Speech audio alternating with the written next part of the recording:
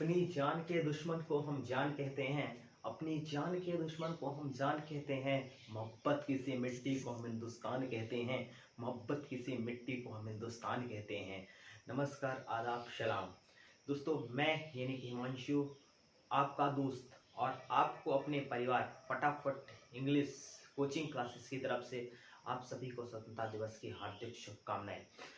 दोस्तों, ये स्वतंत्रता दिवस है 15 अगस्त 1947 को हमने आज़ादी की स्वच्छ हवा में पहली सांस ली थी और 15 अगस्त 1947 को हमने अंग्रेजों के चंगुल से मुक्ति पाई थी। दोस्तों, ये जो 15 अगस्त है, स्वतंत्रता दिवस है, ये कोई आम दिन नहीं है। इस दिन को पाने के लिए हमारे देश के ना जाने कितने वीरों ने, ना जाने कितने रणबांकुरों ने और ना जाने भारत माँ के कितने सपूतों ने अपने प्राणों की बलि दे दी। अक्सर जब ये एक लाइन हमारे कानों में गूंजती है कि सरफरोशी की तमन्ना अब हमारे दिल में है, तो दोस्तों इस लाइन को सुनते ही हमारे मन में, हमारे अंदर एक नई ऊर्जा और एक नया उमंग जागृत होता है। दोस्तों, ये लाइन आज ही से 100 साल पहले 1921 में राम प्रसाद बिस्मिल द्वारा लिखी गई लाइन है। और राम प्रसाद बिस्मिल के बारे में जैसा कि आपको पता है कि राम प्रसाद बिस्मिल भारत माँ के एक महान सपूत थे, भारत माँ के एक महान क्रांतिकारी थे।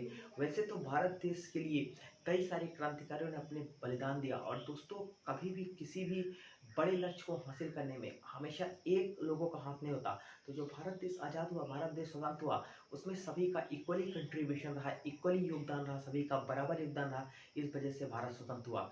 दोस्तों, हमें अपनी इस आज़ादी की, जो आज़ादी हमें मिली है, जैसा कि हम इतने आसानी से बता पा रहे हैं, ये आज़ादी दोस्तों हमें इतनी आसानी से मिली नहीं है। ये आज़ादी हमें बहुत ही जद्दोजहद और बहुत ही कठिनाई और बहुत ही संघर्ष के बाद मिली है।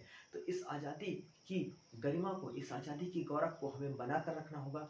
और यह बात हमें अपने मन में लेकर आनी होगी कि जिस प्रकार से अंग्रेजों ने हमें इतना प्रताड़ित किया, और जब जाकर हमें यह आज़ादी मिली, तो हमें हमेशा शहीदों का सम्मान करना चाहिए। और हमेशा शहीदों के लिए कुछ ना कुछ अपने लेवल से सम्मान की भावना उनके साथ रखनी चाहिए। और दोस्तों, आज़ादी जो ये मिली है, ये आपको पता है बहुत सारे लोगों का इसमें खून बहा है, बहुत सारे लोगों के इसमें खून गया है। तो दोस्तों, हमें किसी भी तरीके से कोई भी ऐसा काम नहीं करना है जो कि इलीगल हो। और आज़ादी का मतलब ये भी होता है कि आज़ादी का मतलब ये नहीं होता दोस्तों कि हम कुछ भी काम करें, कि हमें आज़ादी मिली तो हम कुछ भी काम करें। इसका सीधा मतलब होता है कि यदि हमें आज़ादी मिली है दोस्तों, तो हमें उसकी आज़ादी की रक्षा करनी चाहिए, आज़ादी की गरिमा को बनाकर रखना चाहिए, तथा कोई भी ऐसा काम नहीं करना चाहिए जो अपने समाज के विरुद्ध, अपने सोसाइटी के विरुद्ध, अपने देश के विरुद्ध और अपने घर के विरुद्ध हो। तो हमें इस प्रकार के कोई भी काम नहीं करना है जो हमारी ताकत को छेड़ करते हैं, हमारी परिवार की ताकत को, हमारी समाज की ताकत को छेड़ करते हैं। तो आज़ादी दोस्तों, जब अंग्रेज यहाँ से गए थे तो बहुत सारा सामान लूट कर ले गए थे। और दोस्तों, अंग्रेजी सत्ता जो थी, वो कहा जाए तो सबसे मजबूत सत्ताओं में से एक थी। दोस्तों, सबसे पहले मुगल यहाँ पर शासन किया करते थे, और मुगल जब शासन किया करते थे तो मुगलों का शासन का जो सबसे खतरनाक जो बादशाह था, जलालुद्दीन मोहम्मद अकबर। जलालुद्दीन मोहम्मद अकबर के बाद दोस्तों बाबर जो आया, इसके बाद जलालुद्दीन मोहम्मद अकबर के बाद अनेक प्रकार के दोस्तों आते गए शासक, और उन्होंने लगभग मुगल शासन के अंत के बाद अंग्रेजी सत्ता का उदय चालू हो गया भारत में। और अंग्रेजों ने भारत को काफ़ी प्रताड़ित किया। तो इस प्रताड़ना से के बाद हम काफ़ी जद्दोजहद के बाद निकले हैं, काफ़ी सारे लोगों की जान गई, भारत माँ के काफ़ी सपूतों ने जान गंवाई। तो इस आज़ादी की रक्षा हमें अपने तरफ से करनी चाहिए, और अपनी तरफ से हमेशा इस राष्ट्रीय ध्वज का सम्मान करना चाहिए, उसकी गरिमा को कभी भी खंडित नहीं करना चाहिए। और दोस्तों, मैं आपसे यही कहना चाहूँगा कि हमेशा आज़ादी की इस गरिमा को बनाए रखें।